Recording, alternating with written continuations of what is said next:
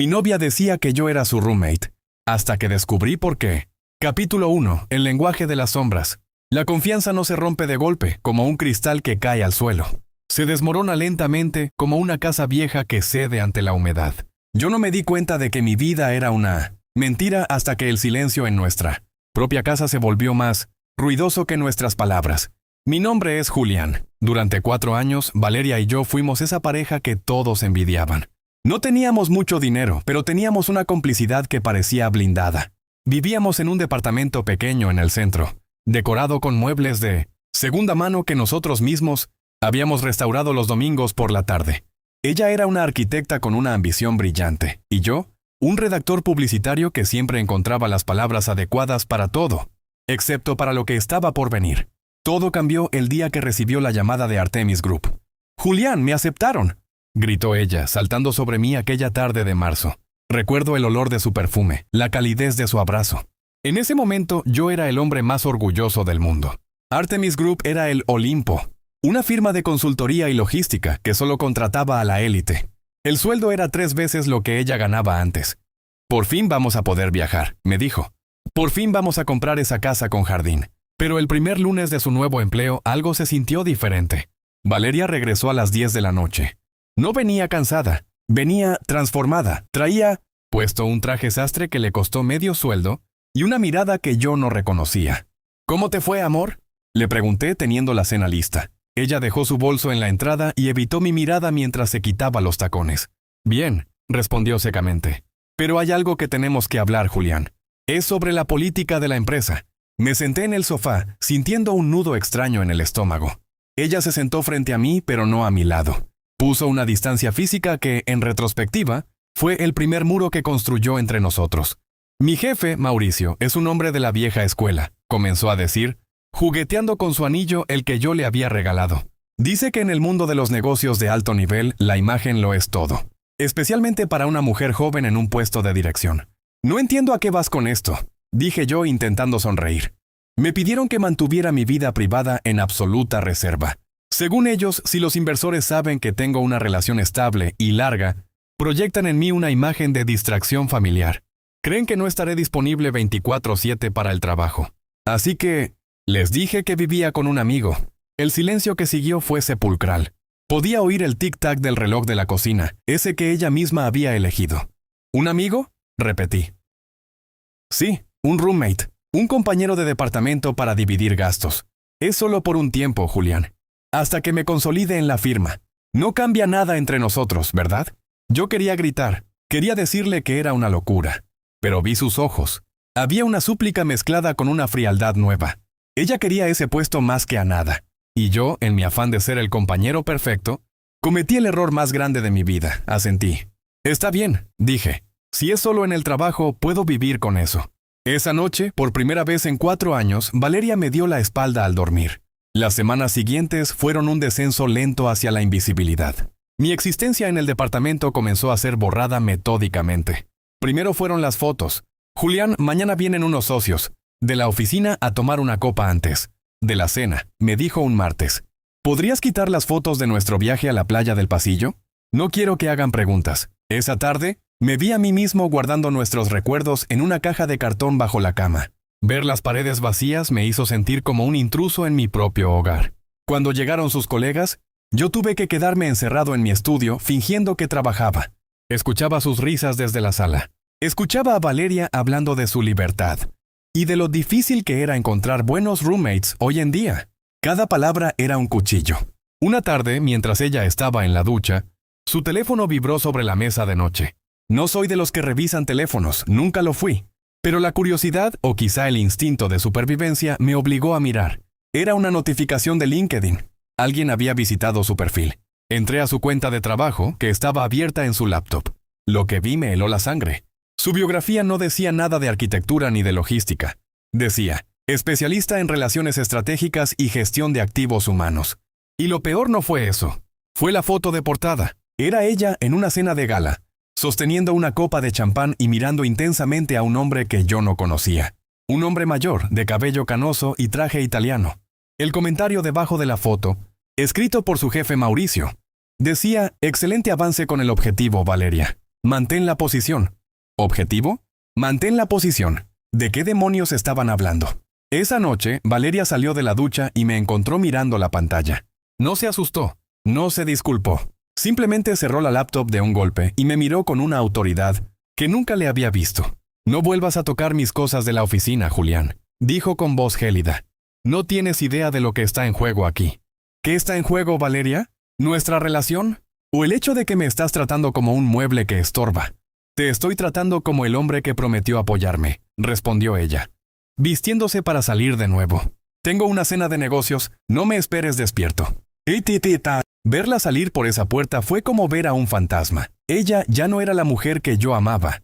Era una extraña que usaba mi departamento como un set de filmación para una película en la que yo no tenía papel. Lo que yo no sabía era que esa cena no era de negocios, y que el hombre de la foto de LinkedIn no era un socio, era el principio del fin. Capítulo 2. El rastro de las mentiras. El silencio que deja una persona al irse de casa cuando sabes que te miente tiene un peso físico. Es un vacío que presiona los oídos. Me quedé sentado en el borde de la cama, mirando el lugar donde ella se había estado arreglando frente al espejo. Había dejado un rastro de polvo traslúcido de maquillaje sobre la madera y el aroma de su perfume, Black Opium, flotando en el aire. Un aroma que antes me resultaba embriagador y que ahora me sabía a veneno. Esa noche no pude dormir. Me dediqué a observar la habitación, buscando señales de la mujer que conocía. Pero lo único que veía eran objetos nuevos. Una bolsa de una boutique de lujo que no recordaba haber visto. Un par de zapatos de suela roja que costaban más que mi renta mensual. ¿De dónde salía todo eso? Valeria siempre había sido ahorrativa. A las 3:00 am, el sonido de un motor de alta gama rompió la calma de la calle. Me asomé por la cortina con cuidado de no ser visto. Un sedán negro, de esos que parecen blindados, estaba estacionado frente al edificio. La puerta trasera se abrió y Valeria bajó. Pero no bajó sola. El hombre de la foto de LinkedIn, el de las canas elegantes y el traje impecable, bajó con ella. Se quedaron un momento frente al portal. Vi cómo él le ponía una mano en el hombro, un gesto que desbordaba una confianza posesiva. Ella no se apartó. Al contrario, le sonrió con una calidez que me dolió más que si le hubiera dado un beso. Se despidieron con un ademán elegante y ella entró al edificio. Corrí a la cama y cerré los ojos, fingiendo un sueño profundo que estaba a kilómetros de distancia. Escuché la llave girar, sus pasos sigilosos, el sonido de su vestido deslizándose por su cuerpo. Cuando se metió bajo las sábanas, el frío que emanaba de su piel me hizo estremecer. No me tocó. No buscó mi mano en la oscuridad. Se quedó rígida, como si mi presencia fuera una interferencia en su mente. ¿Cómo te fue?, susurré con la voz rota por el cansancio. Sentí cómo se tensaba. Pensé que dormías, respondió tras un largo silencio. Bien, el cliente es difícil, pero creo que lo tenemos. Mañana tengo que salir temprano otra vez. Duérmete, Julián.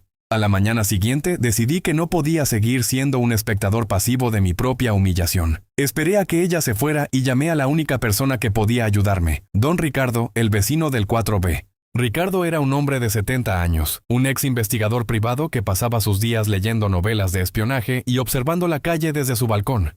Siempre habíamos tenido buena química. Yo le ayudaba con su computadora y él me contaba historias de sus años en activo. «Muchacho, tienes cara de haber visto un muerto», me dijo cuando me abrió la puerta. Le conté todo. El roommate, la foto de LinkedIn, el sedán negro, el dinero que no cuadraba. Ricardo escuchó en silencio mientras acariciaba su bigote canoso. «En este negocio, Julián, hay una regla de oro. Si parece que te están vendiendo algo, es porque tú eres el producto o alguien cercano a ti lo es. Esa empresa, Artemis Group, he oído rumores. No son arquitectos ni logísticos.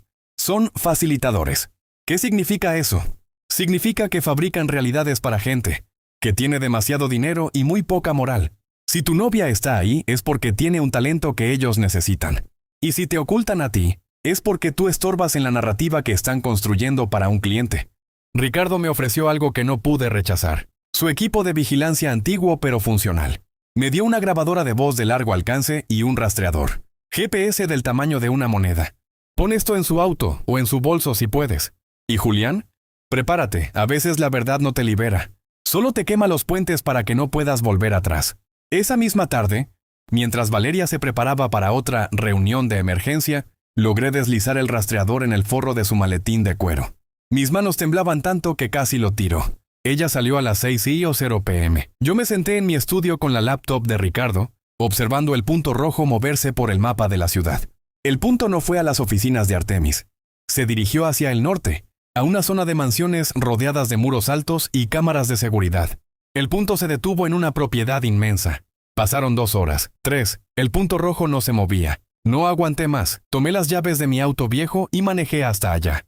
Me estacioné a 2 cuadras de distancia y caminé, ocultándome entre las sombras de los árboles.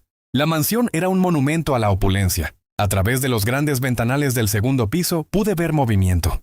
Saqué los binoculares que Ricardo me había prestado. El corazón me golpeaba el pecho como un animal enjaulado. Enfoqué la ventana iluminada. Era un comedor de gala. Ahí estaba ella, Valeria, sentada a la cabecera de una mesa larga. A su lado, el hombre de las canas. Pero lo que vi después me hizo caer de rodillas en el pasto húmedo. Valeria no estaba trabajando. Estaba actuando. Llevaba un collar de diamantes que brillaba bajo las luces de cristal. Se reía, tocaba la mano del hombre y de repente entró un fotógrafo al salón. Empezó a tomarles fotos mientras ellos brindaban. Parecía una sesión de compromiso. Una puesta en escena perfecta de una pareja de la alta sociedad. Entonces vi a Mauricio, su jefe. Estaba en una esquina de la habitación, con una tableta en la mano, dándoles indicaciones. Más cerca, Valeria. Míralo con más devoción, parecía decir su lenguaje corporal. Entendí entonces la magnitud de la mentira. Yo no era un roommate para proteger su carrera. Yo era un secreto necesario porque ella estaba vendiendo su vida entera, su imagen de mujer ideal, a un hombre que pagaba millones por la ilusión de haber encontrado al amor de su vida. Mi novia era una mercancía de lujo. Regresé a casa antes que ella con el alma hecha pedazos. Me senté en el suelo de la sala, en la oscuridad total. Cuando Valeria llegó, cerca de la medianoche, encendió la luz y dio un salto al verme ahí. Dios, Julián, me asustaste. ¿Qué haces a oscuras? La miré. Seguía usando ese collar de diamantes. Se le había olvidado quitárselo. Qué bonito collar, Valeria, dije con una voz que no reconocí como la mía. ¿También es parte de la política de la empresa? Ella se llevó la mano al cuello, palideciendo instantáneamente. Sus ojos buscaron una excusa, una salida, pero por primera vez en semanas, el guión se le había olvidado. Es una muestra de un proveedor, tartamudeó. Julián, estás actuando raro. No, Valeria. Lo raro es que hace una hora estabas en una mansión en el norte brindando con un hombre que cree que vas a casarte. Con él, lo raro es que yo estoy aquí guardando tus fotos en cajas mientras tú vendes mi lugar en tu vida al mejor postor. El aire en la habitación se volvió pesado. Valeria dejó caer su maletín. Su expresión cambió. La máscara de la novia dulce desapareció y fue reemplazada por una mirada fría. Calculadora, la mirada de alguien que ya no tiene nada que perder. Si ya lo sabes, entonces deja de lloriquear, dijo ella, con una crueldad que me dejó sin aliento. Esto no es personal, Julián. Es un negocio. Ese hombre es uno de los inversores más grandes de Europa. Si él cree que soy su alma gemela, la firma cierra un trato de 500 millones. ¿Sabes cuánto es mi comisión por eso? No me importa el dinero, Valeria. Me importas tú. Nos amábamos. El amor no paga este departamento, ni los viajes que querías, ni la vida que merezco, escupió ella. Eres mi roommate, Julián. Acéptalo. Es el único título que te queda en esta casa. Si puedes aguantar 3 meses más hasta que se firme el contrato, te daré una parte. Si no, puedes irte ahora mismo. Pero recuerda que el contrato de renta está a mi nombre. Se dio la vuelta y se encerró en la habitación, dejándome solo en la sala que nosotros mismos habíamos decorado. En ese momento algo dentro de mí murió. Pero algo más nació. Un deseo de justicia que quemaba más que el odio. Esa noche no lloré. Fui al estudio, encendí la computadora y contacté de nuevo a Ricardo. Tenías razón, Ricardo, le escribí. No es solo una mentira, es un fraude. Y voy a necesitar todo lo que tengas en tu archivo sobre Artemis Group. La guerra acababa de empezar. Capítulo 3. El código de la traición. Esa noche, el departamento que alguna vez fue nuestro hogar se sintió como una celda de aislamiento. Valeria dormía tras la puerta cerrada de la habitación principal, probablemente soñando con cifras y comisiones, mientras yo permanecía en el pequeño sofá del estudio, rodeado de carpetas y cables. No podía cerrar los ojos. Cada vez que lo intentaba, veía la imagen de Valeria en aquella mansión, dejando que aquel hombre la tocara con la complicidad de quien compra una joya y espera que brille. A las 4:00 am, mi computadora emitió un pitido. Ricardo me había enviado un acceso a un servidor privado. Cuidado aquí, muchacho, decía el mensaje adjunto. Si entras, no hay vuelta atrás. Estos tipos no solo juegan con corazones, juegan con el sistema bancario. Al abrir los archivos, el esquema de Artemis Group se desplegó ante mis ojos como una red de pesadilla. No eran solo facilitadores, eran arquitectos de la percepción. Tenían un departamento llamado Ingeniería de Vínculos. Ahí encontré perfiles de decenas de hombres y mujeres poderosos, todos solteros, viudos o vulnerables, marcados como objetivos. Y luego encontré el expediente de mi novia. Nombre en clave, Siren B. Objetivo, Alexander Vance, magnate del acero, 58 años, viudo desde hace 3. Estrategia, espejo emocional. Leí con horror cómo Valeria había sido entrenada. Habían estudiado los gustos de la difunta esposa de Vance para que Valeria los imitara. Su perfume, su forma de reír, incluso sus opiniones políticas. Pero lo que más me dolió fue ver mi propio nombre en una nota al pie de página del reporte mensual de desempeño. Sujeto J, el roommate, se mantiene bajo control. La Siren B ha gestionado exitosamente la neutralización emocional del sujeto. Se recomienda mantener la convivencia para evitar cambios bruscos en la rutina de la agente que puedan alertar al objetivo. No era solo que ella me ocultara. Es que yo era parte del presupuesto de mantenimiento. Mi presencia servía para que ella no se sintiera sola o inestable, mientras hacía su trabajo, asegurando que diera un mejor rendimiento frente a Vance. Yo era, literalmente, el soporte técnico de su mentira. A la mañana siguiente, Valeria salió de la habitación luciendo impecable, como si la discusión de la noche anterior nunca hubiera ocurrido. Se detuvo en la cocina para hacerse un café expreso. «Voy a estar fuera todo el fin de semana», dijo sin mirarme. «Alexander tiene una casa de campo. Mauricio quiere que cerremos el preacuerdo allí». «¿Y qué se supone que haga el roommate mientras tanto?», pregunté, mi voz cargada de un sarcasmo que ella decidió ignorar. «Haz lo que quieras, Julián. Compra algo lindo con la tarjeta que te dejé en la entrada. Considéralo un pago por tus servicios de discreción». Escuché la puerta cerrarse. El sonido del metal contra el marco fue el disparo de salida. Fui directo a la oficina de Ricardo. El anciano me esperaba, con un café cargado y una serie de pantallas encendidas que mostraban flujos de datos que yo no alcanzaba a comprender. «¿Estás listo para quemar el circo, muchacho?», preguntó con una sonrisa amarga. «Quiero que pierdan todo», respondí. «No solo Valeria. Quiero que Artemis Group desaparezca». Ricardo me explicó el plan. No podíamos simplemente ir a la policía. Artemis tenía abogados que compraban jueces antes del desayuno. Teníamos que atacar su activo más valioso, la confianza del inversor. «Alexander Vance es un hombre orgulloso», dijo Ricardo. «Si descubre que es él, hazme reír de una junta de directores que se burlan de él mientras le alquilan una novia. Él mismo se encargará de destruirlos legalmente. Pero necesitamos pruebas que no pueda ignorar. No solo fotos. Necesitamos el contrato original de activos de influencia. Ese contrato estaba en la caja fuerte de la oficina central de Mauricio. Y yo sabía cómo entrar. Esa noche, aprovechando que Valeria estaba en la casa de campo de Vance, me vestí con ropa oscura y me dirigí a las oficinas de Artemis.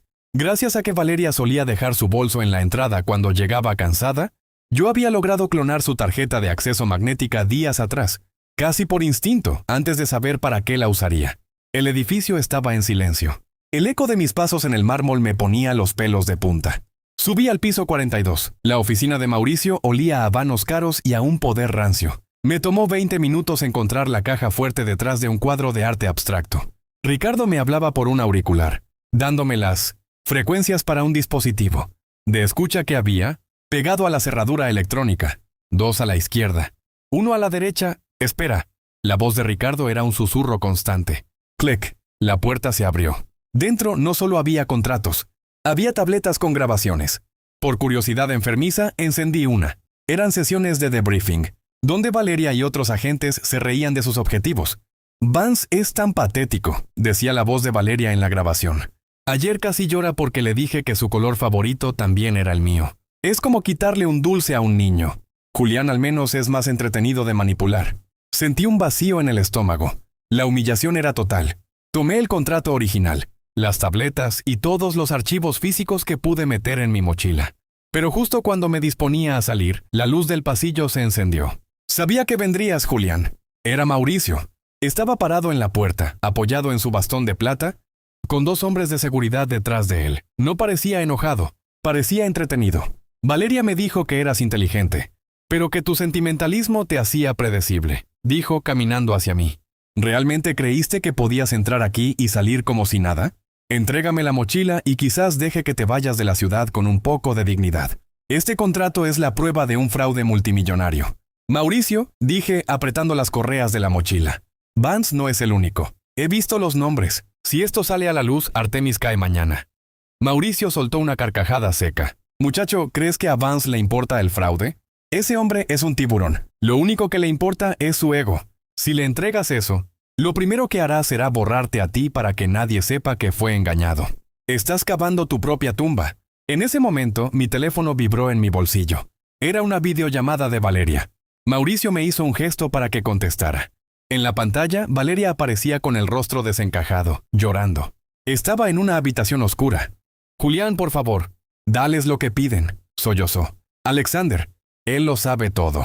Mauricio le contó que tú estabas intentando extorsionarlos. Me tiene encerrada aquí. Dice que si no devuelves los archivos, no me dejará salir. Miré a Mauricio. El viejo sonreía. ¿Ves, Julián?, dijo. En este negocio siempre hay una capa más de mentira. Tu novia no es solo una agente. Ahora es nuestra póliza de seguro.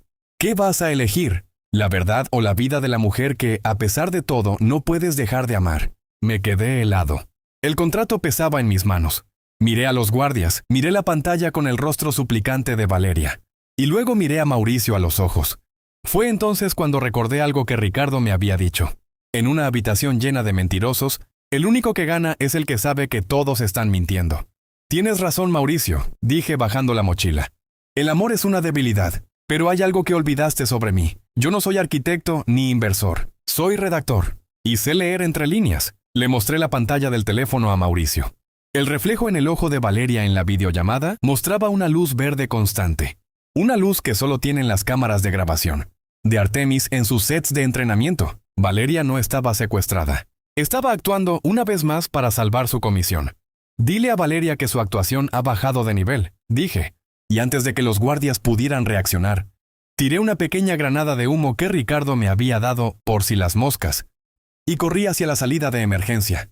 La verdadera cacería acababa de comenzar. Capítulo 4. El gran colapso. El humo químico se disipó tras de mí mientras bajaba por las escaleras de emergencia, piso tras piso, con los pulmones ardiendo y el corazón martilleando contra mis costillas. Sabía que los guardias de Mauricio no tardarían en bloquear las salidas principales. Artemis Group no era una oficina común. Era una fortaleza de secretos, y yo acababa de robarle el plano de su cimentación. Llegué al estacionamiento subterráneo. Mi viejo auto, un sedán que Valeria siempre despreciaba por no estar a la altura de su imagen, me esperaba en una esquina oscura. Arranqué el motor justo cuando las luces de seguridad del edificio empezaron a parpadear en rojo. Salí a la superficie quemando neumáticos, perdiéndome en el tráfico nocturno de la ciudad antes de que los hombres de Mauricio pudieran interceptarme. Mi destino no era mi casa, ni la de Ricardo. Era un hotel de paso en las afueras, un lugar donde el efectivo era el único lenguaje y nadie hacía preguntas. Necesitaba tiempo para procesar lo que acababa de ver en esa videollamada. Valeria, su rostro bañado en lágrimas, su voz quebrada. Todo había sido un guión. No me dolió la mentira, me dolió la precisión con la que la ejecutó. Conocía mis puntos débiles. Sabía que mi instinto protector era mi mayor falla, y no dudó en usarlo como un arma para intentar recuperar los archivos de su jefe. En ese momento, la mujer de la que me enamoré 4 años atrás terminó de morir en mi memoria. Lo que quedaba era una extraña con una ambición caníbal. A la mañana siguiente abrí la mochila sobre la mesa desvencijada del hotel. Los documentos eran dinamita pura, pero lo más valioso no era el contrato de Valeria, sino un libro contable oculto en una de las tabletas de Mauricio. Era una lista de pagos a empresas fantasma bajo el concepto de limpieza de escándalos. Artemis Group no solo creaba parejas, también destruía reputaciones de esposas, legítimas y herederos, para que sus agentes pudieran entrar en la vida de los millonarios sin obstáculos. Eran depredadores sociales. Llamé a Ricardo desde un teléfono desechable. «Muchacho, estás en todas las alertas internas de la firma», me dijo. Su voz sonaba cansada pero excitada. «Mauricio ha puesto precio a esa mochila. Dicen que robaste información confidencial de seguridad nacional. Están intentando que la policía haga el trabajo sucio por ellos. No tienen tiempo, Ricardo. He tomado una decisión. No voy a ir a la policía ni voy a intentar extorsionarlos. Voy a darles lo que más temen, transparencia». «¿Qué tienes en mente?», Vance, Alexander Vance es la pieza clave. Él cree que está en una película de romance, pero es el protagonista de una estafa. Si logro que él vea la verdad, Artemis colapsará desde adentro. Pero necesito que me consigas una entrada para el evento de esta noche en el Club Albatros. Es la presentación oficial del nuevo proyecto de Vance. Valeria estará ahí, del brazo de Alexander como su futura esposa. Es una misión suicida, Julián. Habrá seguridad privada por todos lados. Entonces, asegúrate de que la prensa también esté allí. Si hay cámaras, no podrán sacarme sin armar un escándalo que arruine el trato. El Club Albatros era el epítome de la exclusividad. El aire olía a perfume caro, poder y traición. Logré entrar gracias a una de las identidades falsas que Ricardo guardaba, de sus días de investigador. Me puse un smoking que me quedaba un poco grande y me peiné hacia atrás, intentando ocultar las ojeras de alguien que no ha dormido en 48 horas. El salón principal estaba lleno de gente que movía los hilos del país. En el centro, sobre una tarima, estaba Alexander Vance. Se veía imponente, con una seguridad que solo dan los billones de dólares. Y a su lado, brillando como un diamante de sangre, estaba Valeria. Llevaba un vestido rojo que parecía esculpido sobre su cuerpo. Sonreía con una gracia angelical mientras Alexander le susurraba cosas al oído. Verla allí, sabiendo que cada uno de sus gestos había sido ensayado en un salón de entrenamiento de Artemis, me provocó una náusea profunda. Esperé al momento del brindis. Cuando el silencio se apoderó del salón para el discurso de Vance, caminé hacia el frente. Sentí los ojos de Mauricio sobre mí desde el fondo de la sala. Vi cómo hacía una señal a sus guardias, pero ya era tarde. Yo estaba a 3 metros de la mesa principal. ¡Alexander!, grité con una voz que proyectó años de dolor y rabia acumulada. Disculpe la interrupción, pero creo que su futura esposa olvidó mencionarle algo sobre su contrato de arrendamiento.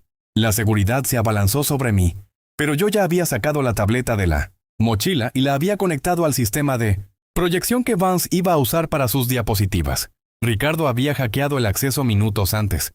En las pantallas gigantes que rodeaban el salón, no apareció el logo de la empresa de Vance. Apareció el video de la sesión de debriefing que yo había encontrado en la oficina de Mauricio. La voz de Valeria resonó por todo el club, amplificada por los altavoces de alta fidelidad. Vance es tan patético. Es como quitarle un dulce a un niño. Julián al menos es más entretenido de manipular. El silencio que siguió fue más pesado que el plomo. 1000 personas se quedaron inmóviles. Alexander Vance se puso pálido. Sus ojos pasaron de la pantalla a Valeria, quien parecía haberse convertido en una estatua de sal. El vaso de cristal que él sostenía se resbaló de su mano, rompiéndose en 1000 pedazos contra el suelo de mármol. ¿Qué es esto?, preguntó Vance con una voz que temblaba de furia contenida. Valeria intentó hablar, pero no le salieron palabras. Buscó desesperadamente a Mauricio con la mirada, pero su jefe ya estaba caminando rápidamente hacia la salida, abandonándola a su suerte como un activo que ya no tiene valor. Es el contrato de su amor, Alexander, dije, mientras los guardias me inmovilizaban los brazos. Ella no es una arquitecta, es un activo de influencia. Su vida con ella ha sido guionizada por Artemis Group desde el primer café que se tomaron por error. Hace 6 meses, Vance se acercó a Valeria. Ella intentó tocarle el brazo, con ese gesto ensayado de espejo emocional, pero él la apartó con un asco que se sintió en toda la sala. «Fuera», le dijo Vance con una frialdad absoluta. «Sal de aquí antes de que use cada gramo de mi poder para asegurarme de que nunca vuelvas a trabajar, ni siquiera como mesera en este continente». Valeria salió corriendo del salón, tropezando con su propio vestido rojo, bajo el escrutinio de las cámaras de los periodistas que, tal como Ricardo prometió, habían llegado justo a tiempo. El escándalo fue total. En menos de 24 horas, las acciones de las empresas vinculadas a Artemis Group cayeron en picada. Se abrieron investigaciones por fraude, espionaje corporativo y manipulación de mercados. Mauricio desapareció antes de que la policía llegara a su oficina, pero Ricardo y yo nos aseguramos de que todos sus archivos llegaran, de forma anónima, a la fiscalía. 2 semanas después, estaba terminando de empacar las últimas cajas en nuestro departamento, o lo que solía serlo. El lugar se sentía extraño, vacío de la energía que alguna vez nos unió. Sonó el timbre. Al abrir vi a Valeria. No quedaba nada de la mujer del vestido rojo. Tenía el cabello descuidado, ojeras profundas y la mirada perdida. «Vengo por mis cosas», dijo sin levantar la vista. «Están en el pasillo, Valeria. Ya no tienes llaves». Ella se quedó ahí, parada en el umbral, el lugar donde alguna vez nos despedíamos con un beso antes de ir a trabajar. Podríamos haber tenido todo, Julián, susurró. El dinero, la casa, la vida que siempre soñamos. Si tan solo te hubieras quedado en tu papel de roommate unos meses más. Ese es el problema, Valeria, respondí cerrando la puerta lentamente. Que para ti todo en la vida es un papel. Yo solo quería ser real. Cerré la puerta y eché el cerrojo. Por primera vez en meses, el silencio en el departamento no pesaba. Era finalmente un silencio de paz. Meses después, recibí una postal desde una isla privada en el Mediterráneo. No tenía firma, solo una frase. Gracias por el baño de realidad. El acero se templa con fuego. Era de Alexander Vance. Artemis Group fue desmantelada. Pero sé que hay otras firmas similares ahí fuera, operando en las sombras, vendiendo ilusiones a quienes tienen demasiado y sienten muy poco. A veces, cuando camino por la calle y veo a una pareja demasiado perfecta, o escucho a alguien decir que su relación es un sueño hecho realidad, no puedo evitar sentir un escalofrío. Me pregunto si hay alguien en un estudio pequeño, escondiendo fotos y guardando silencios, esperando el momento en que la máscara finalmente se caiga. Mi nombre es Julián. Ya no soy el roommate de nadie. Y finalmente soy el dueño de mi propia historia.